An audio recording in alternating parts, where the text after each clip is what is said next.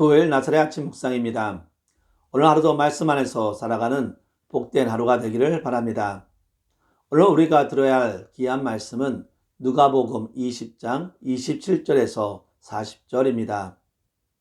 부활이 없다고 주장하는 사도개인 중 어떤 이들이 와서 물어 이르되 선생님이여 모세가 우리에게 써주기를 만일 어떤 사람의 형이 아내를 두고 자식이 없이 죽으면 그 동생이 그 아내를 취하여 형을 위하여 상속자를 세울지니라 하였나이다. 그런데 7형제가 있었는데 마지가 아내를 취하였다가 자식이 없이 죽고 그 둘째와 셋째가 그를 취하고 7이 다 그와 같이 자식이 없이 죽고 그 후에 여자도 죽었나이다.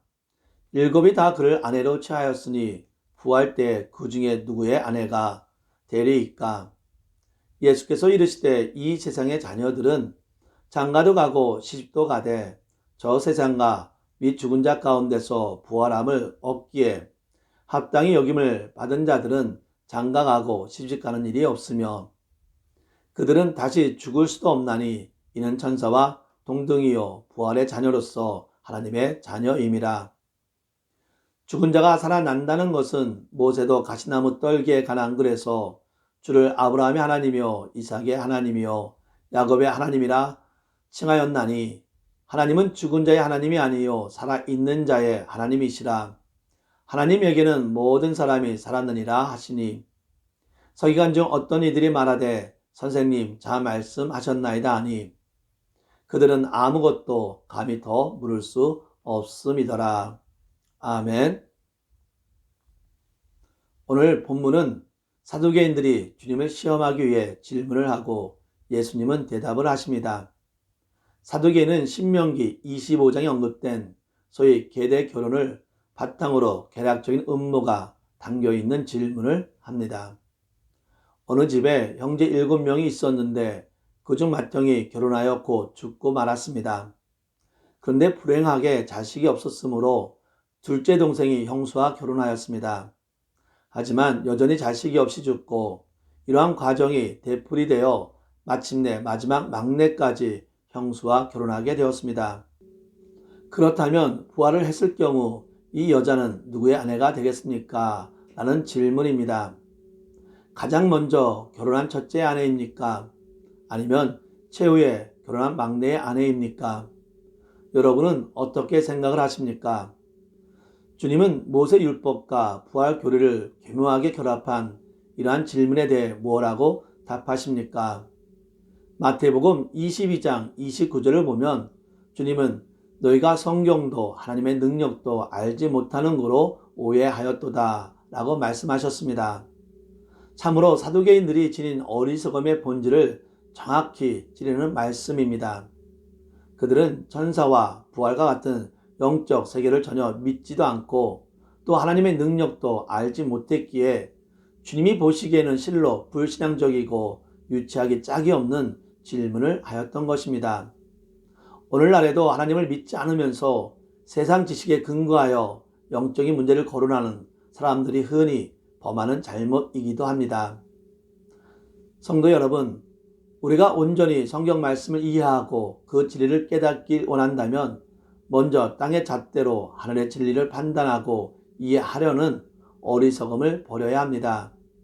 그리고 겸손한 마음과 믿음의 눈을 가지고 말씀 앞에 서야 합니다. 우리 모두는 육신에 닫힌 눈으로 말씀의 진리를 깨달으려는 교만함과 어리석음을 버리고 오직 믿음과 신실함으로 말씀을 대함으로써 진리의 말씀을 온전히 깨닫는 성도가 되기를 바랍니다. 예수님은 사두개인들의 질문에 대답을 하십니다. 예수님의 답변 가운데 가장 먼저 눈에 띄는 특징은 우선 이 세상과 저 세상의 차이를 강조하고 계시다는 사실입니다. 즉, 이 세상에서는 사람들이 시집가고 장가도 가지만 저 세상에서는 그러한 일이 전혀 없다는 것입니다. 그 이유는 바로 부활한 자들의 상태는 육신을 입고 세상에 살았을 때의 상태와는 본질에 있어 전혀 다르기 때문입니다. 따라서 이러한 차이에 대한 인식이 있을 때 부활과 천국을 올바르게 이해할 수 있습니다. 36절을 보면 이는 천사와 동등이요 부활의 자녀로서 하나님의 자녀임이라 라고 하였습니다. 장차 우리가 천사와 동등하게 된다고 하였습니다. 이는 신약 성경 전체를 통해 본절 외에는 그 어디서도 찾아볼 수 없는 매우 독특한 표현입니다.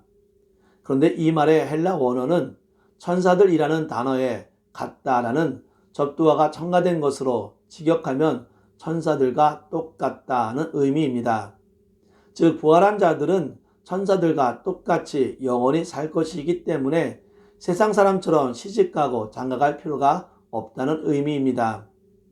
그리고 주님은 이러한 사실을 강조하기 위해 단순히 죽지 않을 것이다라는 표현 대신에 아예 죽을 수도 없다라는 표현을 강하게 사용하고 있습니다. 즉 부활한 자들은 죽음의 세력이 아예 손조차 될 수 없는 영원 불멸한 존재라는 말씀입니다.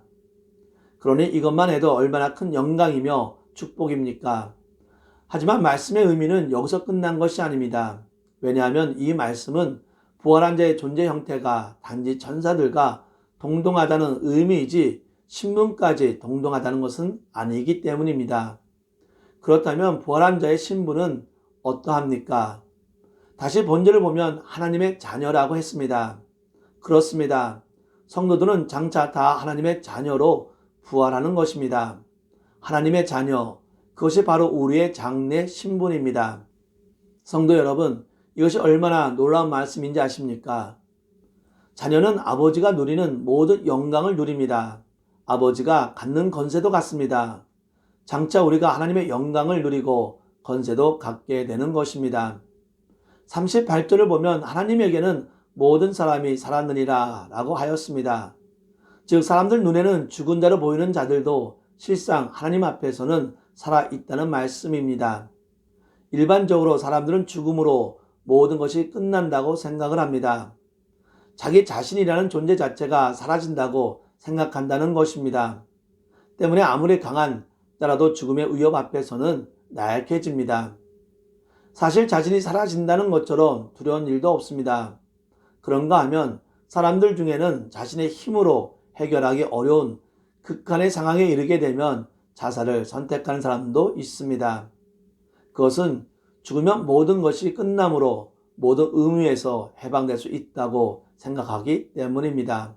하지만 죽음은 모든 것의 끝이 아닙니다. 사람은 비록 육체적으로는 죽을지라도 그 영혼만은 영원히 살게 됩니다. 즉 죽은 자의 육체는 썩어 없어질지라도 그 영혼은 살아 그 원천인 하나님 앞으로 가서 영원히 살게 되는 것입니다. 영은 결코 소멸될 수 없는 것입니다. 그런데 문제는 하나님 앞에 간 영혼들이 사는 방식이 다르다는 것입니다. 죽은 자의 영혼이 다 하나님 앞으로 간다고 해서 다 같은 삶의 방식을 갖는 것은 아닙니다. 하나님 앞으로 간 영혼들은 이 땅에서의 삶의 내용에 따라 전혀 다른 삶을 살게 됩니다. 즉, 이 땅에 살 때 믿음으로 살며 선을 행한 자는 낙원에서 복된 삶을 살게 되며 불신앙 안에서 악을 행하는 자는 음부에서 고통스러운 삶을 살게 된다는 것입니다. 그리고 마지막 때에는 육체도 그 영혼과 함께 하나님의 심판을 받고 각각 영생 복락을 누리는 천국과 영벌을 받는 지옥으로 들어가게 되는 것입니다. 예수님의 대답을 들은 사두개인들은 더 이상 아무것도 물을 수 없어 그만 벙어리가 되었습니다. 심지어 그 자리에 있었던 서기관들조차 감탄하였다고 하였습니다. 즉 유대사의 최고 지식인이자 엘리트였던 서기관들까지도 선생님이여 말씀이 옳으니이다 라고 인정하며 고개를 숙일 수밖에 없었던 것입니다. 성도 여러분, 성경을 잘 안다고 하는 사두개인은 부활을 믿지 않으며 예수님을 시험하려 한 것처럼 이 세상은 부활을 믿지 않으며 많은 자들이 우리들의 신앙을 무시합니다. 이럴 때마다 우리에게 정말 필요한 것은 무엇입니까? 부활은 예수님이 친히 보여주신 확실한 약속입니다. 주님의 약속을 믿고 말씀으로 부활을 의심하는 자에게 부활을 선포하기를 바랍니다. 또한 우리 삶 속에서 부활의 신앙을 보여주기를 바랍니다. 예수님을 영접한 사람들은 부활의 영광에 참여하게 될 것입니다.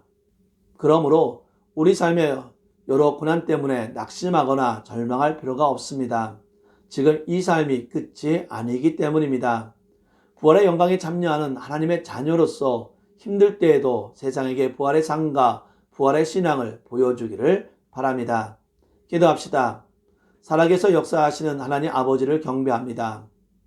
이 세상에는 하나님의 살아계심을 믿지 못하고 또한 예수님의 부활을 믿지 못합니다. 이들에게 살아계신 하나님과 부활하신 예수님을 선포할 수 있는 믿음을 저희에게 주시고 또한 부활의 삶을 통해 예수님의 부활하신가 하나님의 영광을 보여줄 수 있는 자가 되게 하여 주시옵소서. 성령 충만함으로 부활의 복음을 선포할 때마다 주님의 부활을 의심했던 자들이 주님께 되돌아오기를 바랍니다. 믿음을 알지 못한 자들이 되돌아와 믿음으로 하나님의 자녀가 되기를 원합니다. 부활의 믿음으로 이 역경을 잘 이겨 하나님께 영광을 드리는 자가 되게 하여 주시옵소서. 모든 영광을 드려오며 예수님의 이름으로 기도합니다. 아멘.